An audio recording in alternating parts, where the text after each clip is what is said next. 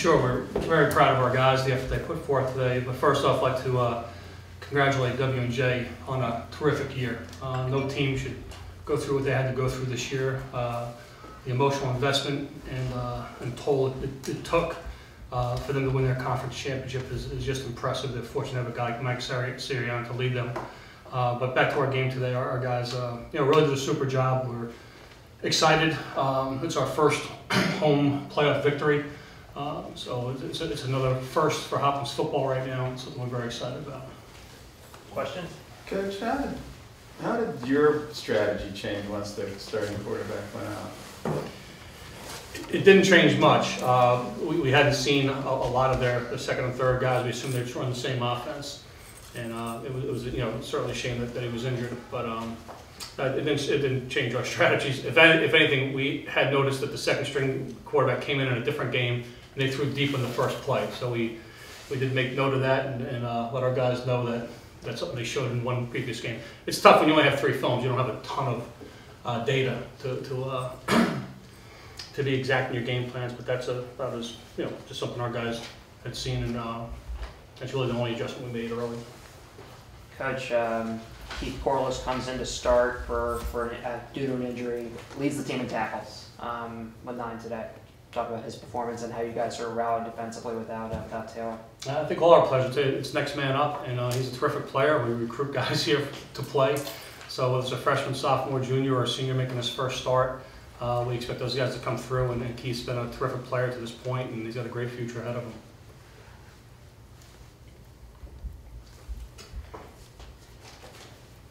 Coach, you guys have taken a major step now, winning a home game in the playoffs. How do you feel about your next step, playing against the great Mountain? They are they are the class of Division III football, and much that we're sitting in this building here, when people come to Johns Hopkins, they get a chance to go on Homewood Field, which is maybe the most historic place in lacrosse, and we get a chance to go up next week to the most historic place in Division III football. So we're excited about the opportunity.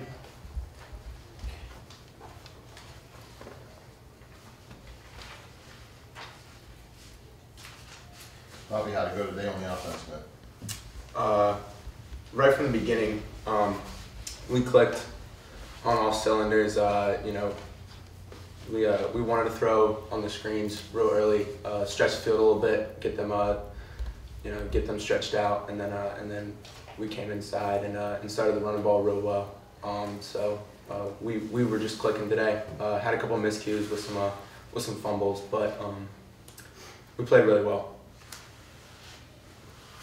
Is this the best game maybe for you this season? I have your stats are pretty impressive.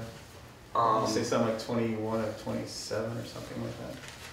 Yeah, I haven't gotten a chance to look at the stats yet, but we played real well as a team. I wouldn't say it's my best game that I've played. We put the ball on the ground too many times for that, but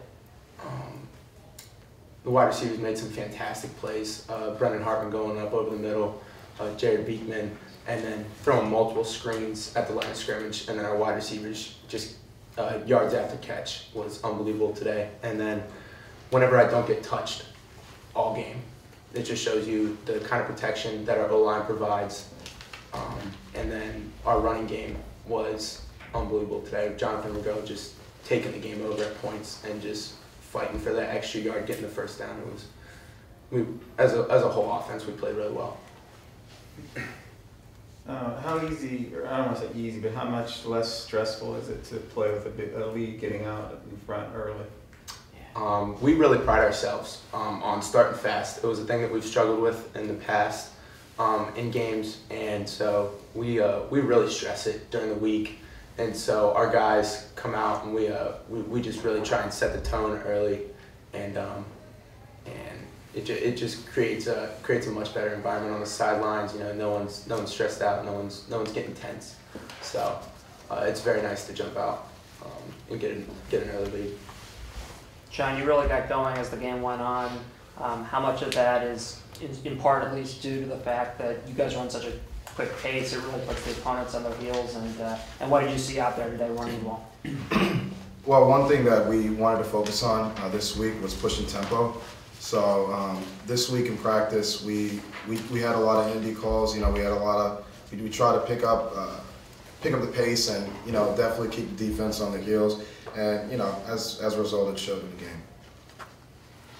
Coach, do you know who the penalty was called on the hit on the WJ player? I'm not 100% sure. And when you have the running game going and the pass game going like you had today, how often does that happen, you know, where they were both going well at the same time during the season? You hope it happens as much as possible. But no, I mentioned last week that both W&J and ourselves and Hopkins, you know, can both run and pass. And I think when you try to take one away and you've got the ability to do something else, it makes you a dangerous offense. So we were fortunate today. You know, again, our guys played well. I agree with Robbie. We put the ball on the ground a few too many times. Just things we still need to work on, certainly. But you know, as far as the run game and pass game, we put up almost 600 yards on a pretty good team. That's a good day. Dan, they were pretty physical with you. It looked like early on in that game, like you were trying to get out your routes and on your release. You know, you got going again as the game went on. Just what did you see out there from the receiver position? Yeah, I mean, they're a good team. They got a lot of good defensive backs. But we just came out. Robbie did a great job being patient through all that, letting me get open, letting me find the spots in the defense. And I think all the wide receivers just relaxed. We've gotten to late in the season now. Everyone knows what they're doing. Everyone knows that we're going to have some tough times here and there, but we just got to fight through it, and I think everyone did a good job. Tell us a little bit about the play you scored on. It was a little screen out to the right. Robbie did a great job getting started. Our wide receivers did a great job blocking on the edge, and a couple linemen got some key blocks there. Yeah, it was a nice play. It worked out well. Jonathan, can you talk a little bit about playing at Homewood Field here in the playoffs? We had the chance to do that last year, and it didn't go well. And as a senior, what it meant to, you know, play here in a playoff game and then win one. A little different for you than maybe Robbie and Dan, who will definitely be back next year. It's always special playing at home, and the seniors, juniors, everyone, we take pride at, you know, trying to win as many games as we can at home. And I know last year, me especially, it left a bitter taste in my stomach, and I knew that you know, I didn't want this to happen again. And you know, we rallied as a group between the seniors, juniors, and sophomores, freshmen, and I think we all took practice serious, and you know, we played hard, and you know, we knew we needed to come to a fast start, and we did that, and so we're happy from the results.